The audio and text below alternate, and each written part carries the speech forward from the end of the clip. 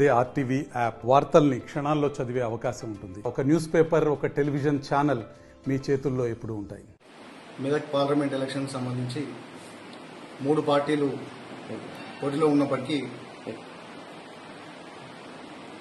BRS party అభ్యర్థి వెంకట్రామరెడ్డి గారు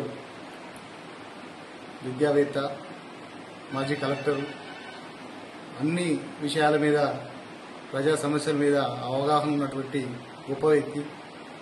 కాబట్టి ప్రజలకు దగ్గరగా ఉంటూ ఈ 10 సంవత్సరాలు మెదక్ జిల్లాలో, ఈ 9 సంవత్సరాల మెదక్ జిల్లాలో ఉండి అందరికీ సహచరుడు.